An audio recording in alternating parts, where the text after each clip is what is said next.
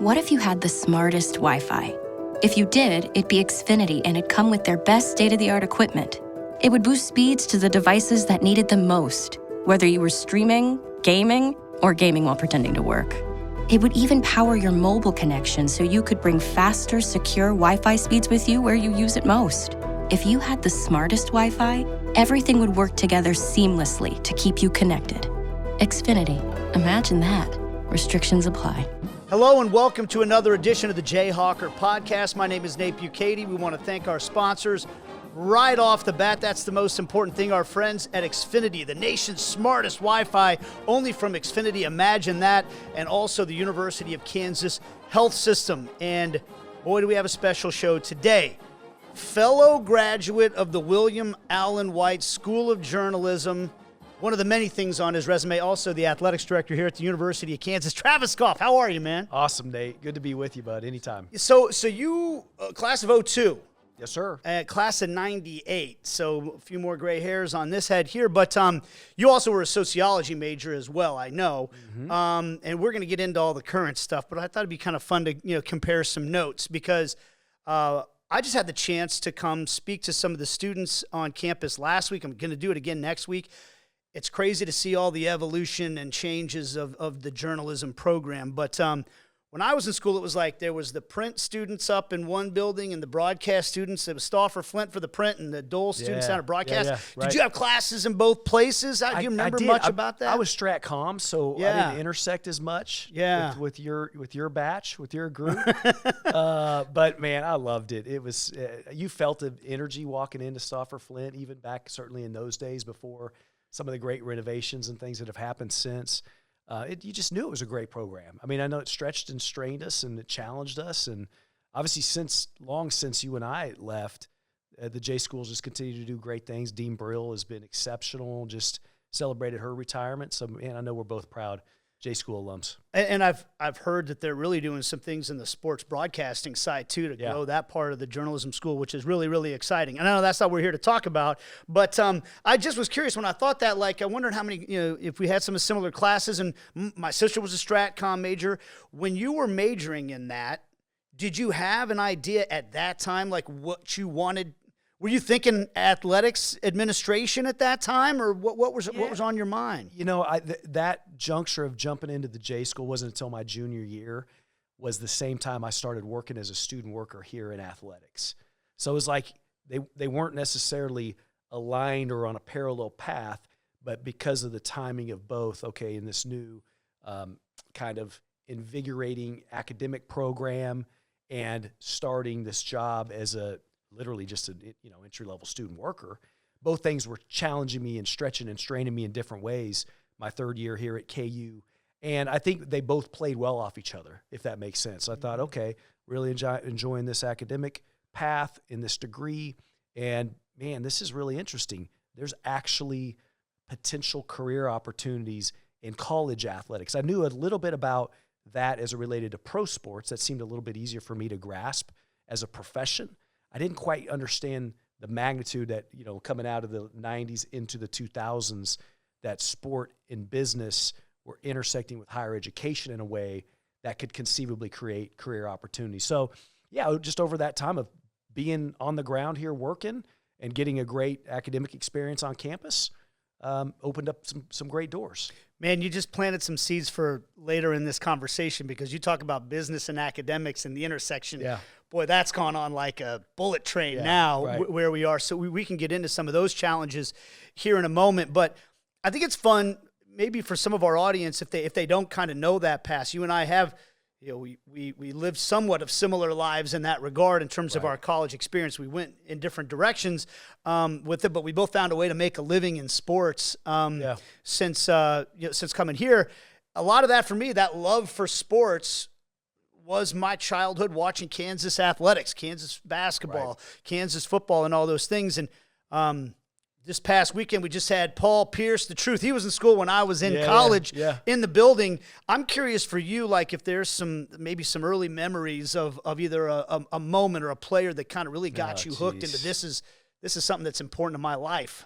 Well, I'm probably not that unique, right? It's not that profound. I was 9 in '88, right, with Danny and the Miracles. And it didn't matter if you were 5 or 12 or an undergrad. If you were affiliated with KU in any of those formative years, what that '88 team did and what Danny did, obviously, man, that's something inside of all of us. I think that can relate to you, right? Resonate with you. You know what? Maybe we could pause there. Were you living in Dodge City at that time? I was living in Dodge City, yep. I was living in Ark City, Kansas. Yeah. Kansas City, which is down just to the east of Dodge City, really. Right. I mean, southern Kansas. There were a lot of OU fans in my neighborhood. Was it like that in Dodge City felt at all? a little bit of that. Yeah. You definitely felt a little bit of that, but I think there was a great appreciation for that's a nearly unbeatable OU team. And look what this group has done, obviously, with Danny at the helm. And then as I got older, you talk about the truth, right? So 96, 97 with Paul, some of those those years with Paul Pierce here, I was a sophomore, junior in high school. I mean, are you kidding me? Does it get any better? And as a kid at that age, having a chance to come to Allen Fieldhouse and watch some of those absurdly great Roy Williams teams, none more so than Paul and that group, Jock, who's here with us day in and day out. And so this weekend I had a chance to spend some time with Paul, and I was with him when he had just kind of walked into Allen on Friday afternoon for shoot around. He had his daughter, who's a senior in high school out in Los Angeles, who's heading off to college next year's her first time. And I was with them when they kind of came in, and he talked about just the aura in the field and how it all came rushing back. I mean, he hasn't been back a ton in terms of Allen. And so it was really neat for me, who so remembers a kid sitting in that incredible field house watching him play, and then just to be able to watch him and his next generation feel the magic that comes with the Fog.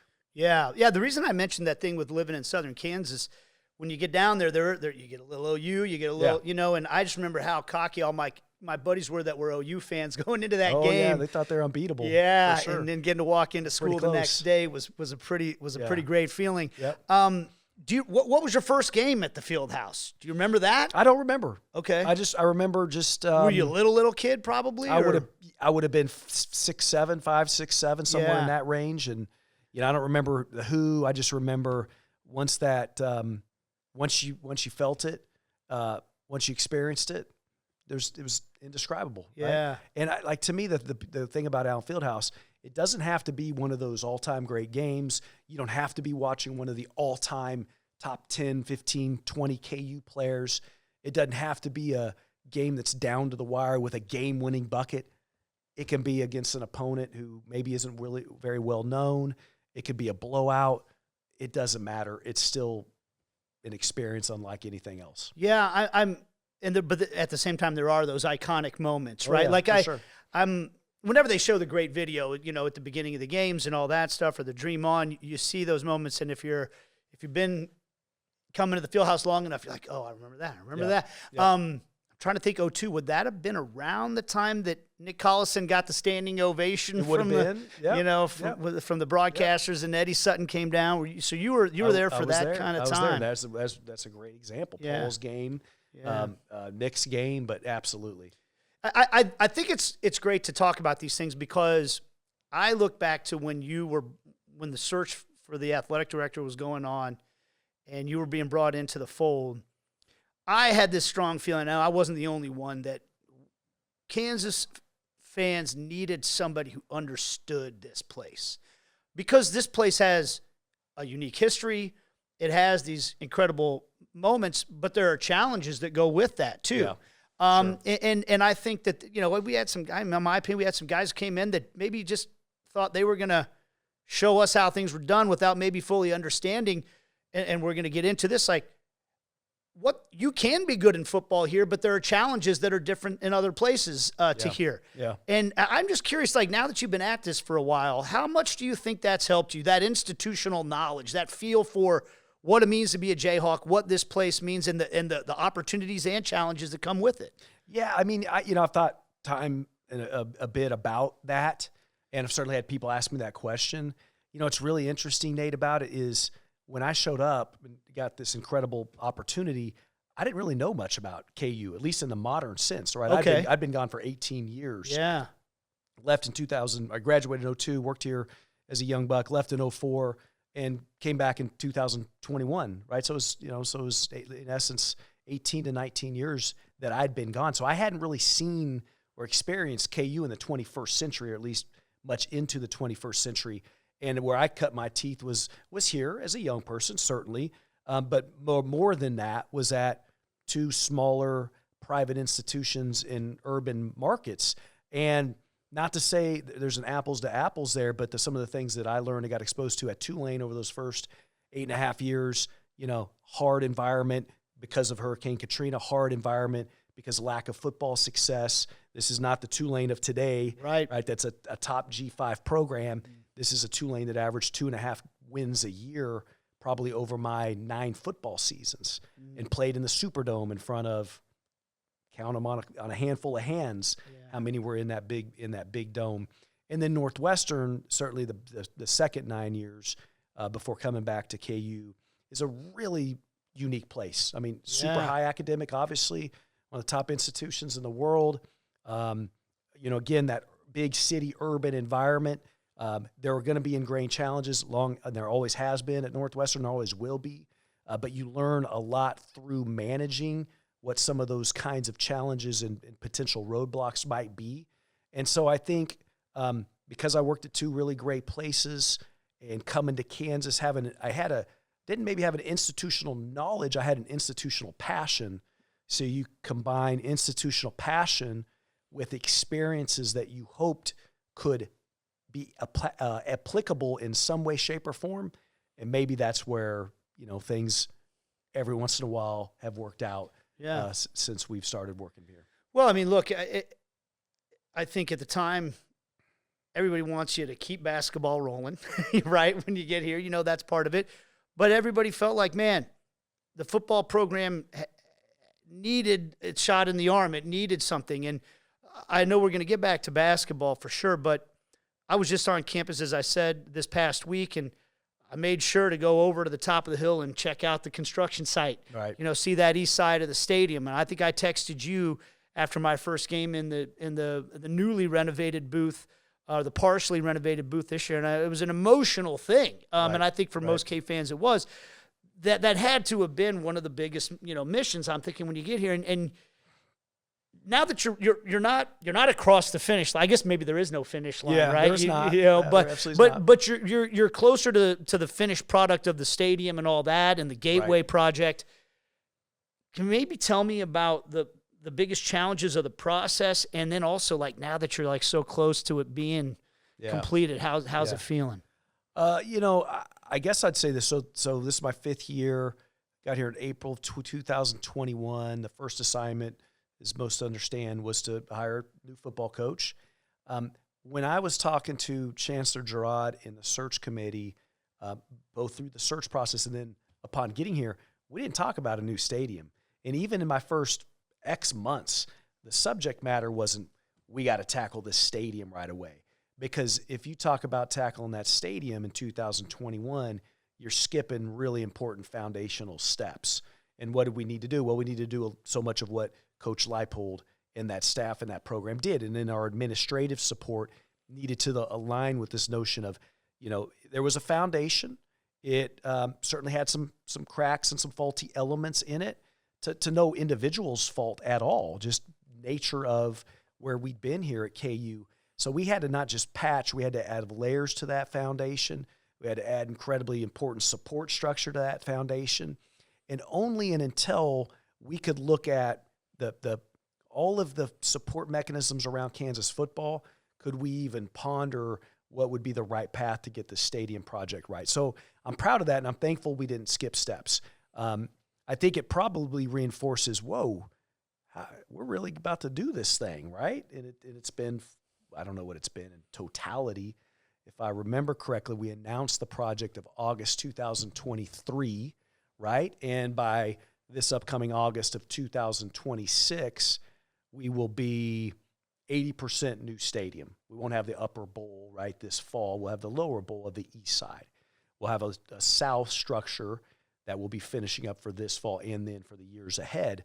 So we'll be in just a matter of 3 years from announcement to the August of 26, in essence, right on the doorstep of a 360-degree new build and obviously, importantly, dramatically enhanced Anderson Family Football Complex. So where are we at in that regard? We have a great sense of urgency. One, we want to finish it right. We don't want to cut corners. We have to continue to work hard on the funding plan, because if you don't, or if you take the foot off the gas late, there's going to be a trickle effect downward to the department's ability to support our programs annually in the right fashion. So we got to keep fundraising. We got to keep driving revenue. We got to keep, people in those stands and selling premium tickets and all the things to make sure we finish this deal right. Man, it's such a good point when you put it that way. It's somehow I'm thinking about, like, at my age, people go through a midlife crisis. Maybe you're not happy with some things, so you go buy a fancy car thinking that's going to fix it. Yeah. That's not going to fix your problems, right? No, like, you got to get your house in order first, and then the car makes you feel good maybe on top of it. So the stadium is you get the foundation done. You're working on the stadium. And I'm curious, you talk about that funding part. That's in the day of NIL now, too. Yeah. You got to fund that. Yep. How big of a challenge is it to do both at the same time? I'm sure it's a challenge, right? But I'll tell you what, I'll hear people will ask, or they'll say, hey, you can't do everything, right? How do you do the stadium and you're trying to fund NIL, and not to mention just the rising expenses across college athletics in general? Or you might hear somebody say, I don't know that we can do both football and basketball at Kansas.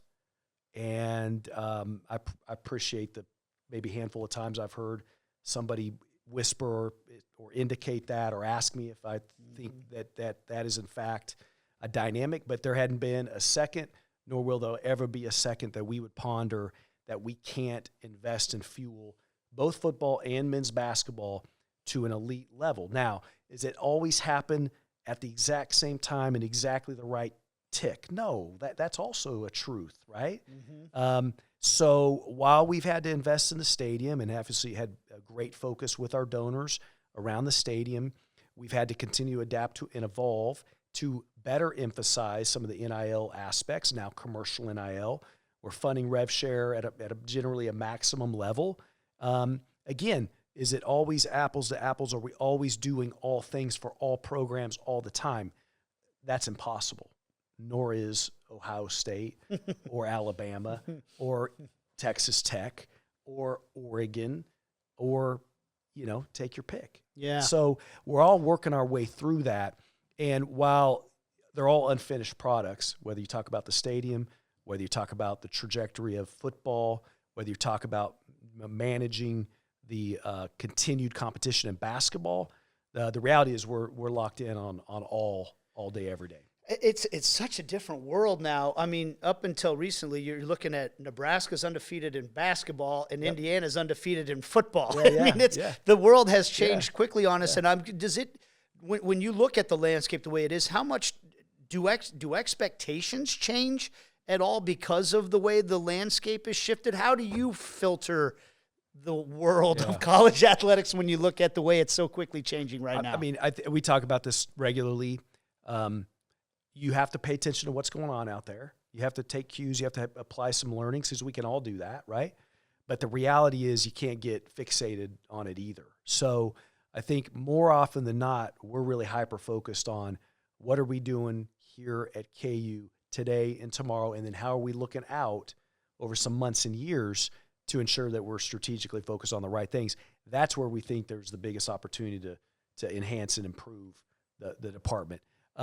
Are there different expectations? I don't know that there are. I think it's wonderful, obviously, what the Hoosiers did this year in football.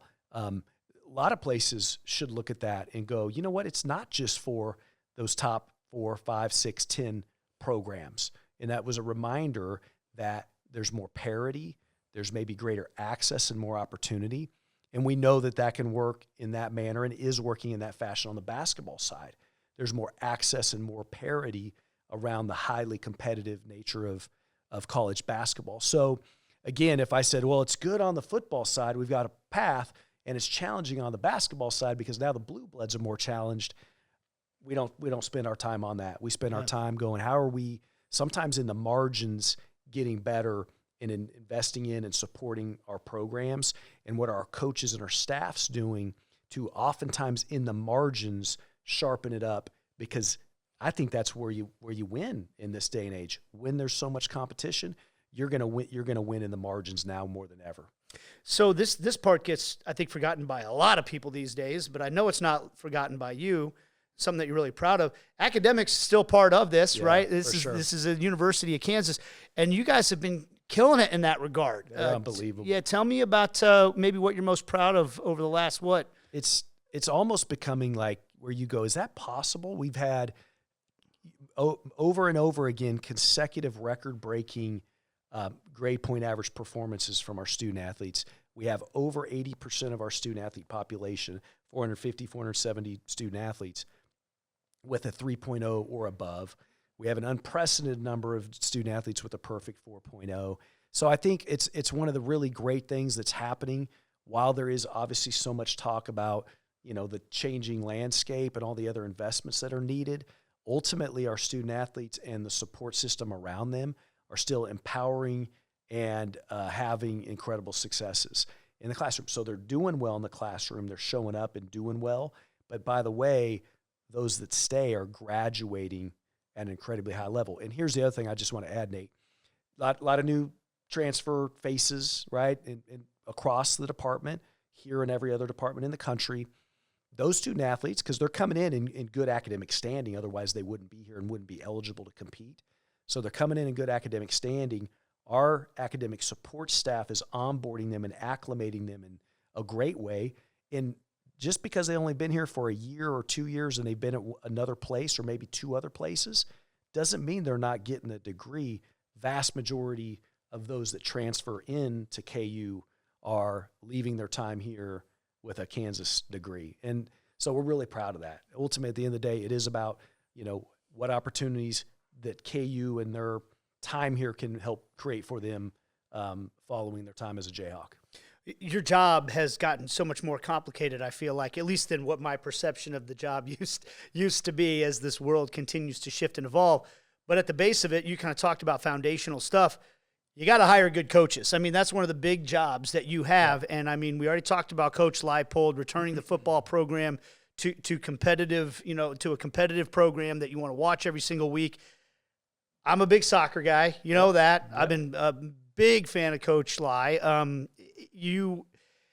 Baseball's got some excitement coming its way. Yeah. Volleyballs, I think you knocked it out of the park there. Coach Fitz, Coach Lee. I mean, I said Lai. Coach Cool, Coach Cool and Goff. I mean, they're all just been exceptional additions. Coach Derek in rowing just got here. He's the newest addition, already doing incredible things. So yeah, I think that's one of the cool things. It's still about people, and what do people say? Hey, again, what is it about KU's ability to have successful coaches? Well, KU has an incredible ability to attract great people, and all we're doing it really in those searches is presenting the best version of ourselves in an accurate fashion, and going out and aggressively trying to attract exceptional coaches who want to be part of this place. And this place then does a lot of the rest of it for us. So that's what's been able to occur there. And, it's not just those head coaches too. You think about the assistant coaches that are on on all of our staffs. You think about bringing Jock Vaughn here that Bill did this last spring. You think about Coach Leipold bringing Coach Kotelnicki back here, right? Those added layers within the staffs are exceptionally important as well. Yeah, I think everybody's pretty excited about Coach Kotelnicki being back, right? I mean, for sure. That's a great deal. You said great people. Yeah. And I'm curious, when you're evaluating coaches, where that factors into all the different things you're trying to look at to see who's going to be successful here. Yeah. You're never going to come across a head coaching resume that is perfect as it relates to wins and losses and the on the field or on the court side. They're all going to have losses. They're all going to have some tough stretches or seasons. And so then how do you differentiate? You need to see a track record in success. But to me, the great differentiator is simply great people. Are they going to be the type of person that's going to embrace KU and going to embrace Lawrence? Are they going to be the type of leader that's going to pour into their student athletes, that's going to create a culture that's going to have a chance to be, that's going to have a chance to be viable, right, and sustainable? Are they going to treat people the right way in the community and in the athletic department? I think those attributes have just as much and maybe more to say about somebody's pathway to success than even what their resume lists out. Does that make sense? Mm-hmm. So, and that's not complicated, Nate. It's like everything we do, any of the people you work with. The best people, the most successful people in your space are the highest quality human being. They're not perfect. They got issues they're working through, like all of us. They're trying to sharpen in some ways, but ultimately going out and finding great people that are going to love and care for student athletes is, I think, assignment number one. Yeah, anybody can polish up a resume. Yeah. Right. But, it's the person that's in there that's right. The real substance. And I can tell you, I've interviewed every one of those coaches that you've talked about on this podcast, and you get a sense right away. And also, I would say this, talking to the student athletes who play for them and hearing what they have to say about these coaches right now, it's a pretty exciting time here at the University of Kansas. I'll give you the last word here. Any big challenges, opportunities, things that you want to communicate to the KU fans out there that I failed to cover, or that is coming around on the horizon? Well, I mean, I think opportunity-wise is to not overread or overreact to the climate out there, right? So a lot of our fans, a lot of our great donors and supporters are paying very close attention to what's happening in college athletics, and that's great, and we want them to be educated and understand it. I think sometimes following some of that stuff too closely can send you down a path of one of a couple things. Well, hey, can my place compete at the highest levels? Number one, and you and I both feel this way, absolutely unequivocally we can and we will. You got that right. And then two is this new world of college athletics something I want to continue to be a part of, or to follow, or to support? And I would say this, I mean, let us use an easy example, Nate, right now. So a lot of energy around NIL, good, bad, and the other. A lot of energy around the transfer portal, good, bad, and the other, right? Let's talk about Melvin Council. Somebody tell me where Melvin Council isn't one of the great stories in basketball, period, let alone at KU. Goes without saying, definitely at KU, period, in basketball, maybe in college sports in general. Okay, so let's talk about that. So then let's talk about another part of the Melvin Council story. He's a underdog from the jump. He starts in JUCO, goes to St. Bonaventure, has his chance here now at KU. Somebody tell me, and somebody could try and make this case, I wouldn't buy it, that Melvin Council doesn't deserve anything he could earn during his time here as a Jayhawk in revenue share, in commercial NIL opportunities. And I think in both cases, the answer is unequivocally, absolutely. No doubt. That's one of the great stories in sport, and Melvin deserves anything that comes his way, because look how he's representing that KANSAS on his chest for the entirety of the KU Nation. So there's so much more good than not, and I'm really excited about the future of college athletics, but in particular here at KU. Shameless plug for the show. If you hadn't had a chance yet, we had Melvin Council sitting right here last week, last episode on the show, so go back and check that out. To answer your question, just from my perspective, Travis, I would say once this NIL era started, I didn't think there would be a player like Melvin Council Jr. I just didn't think you would see a guy who's on his fourth place, and whether that's because he transferred on his own or because he was a JUCO kid, I just didn't think you'd see somebody like that not only win over the hearts and minds of the fans in the building, but so embody what you want a Kansas basketball player to embody, that grit, that toughness, that dog, and he's all of it. So that hit me, and I'll say something else to kind of back up your point.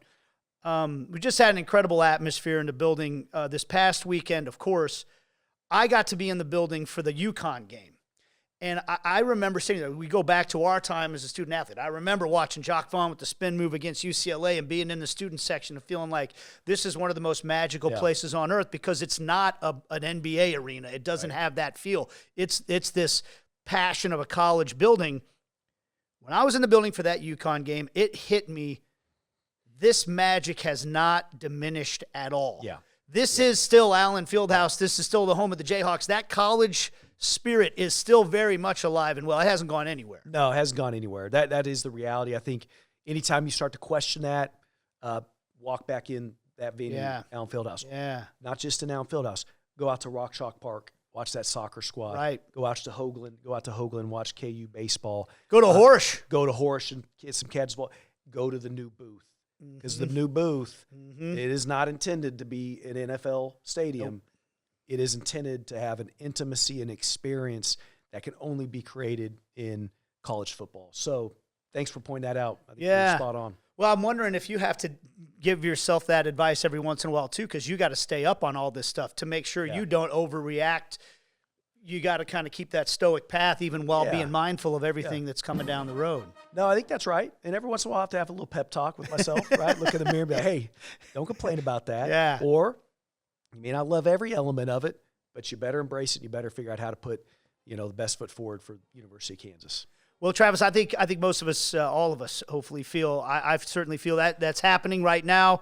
It's an exciting time across the board. You just listed all the different programs that are really in the ascendancy right now at the University of Kansas, and more to come. Thank you so much for the time. We appreciate it. You got it, but ascendancy. Journalism school. Yeah, that's right. See, William Allen White, School of Journalism, classes something or other between the two of us. That's Travis Goff, Athletics Director here at the University of Kansas. My name is Nate Bukaty. We appreciate you checking out the Jayhawker Podcast. And again, thanks to our sponsors, Xfinity and the University of Kansas Health Systems. See you next time.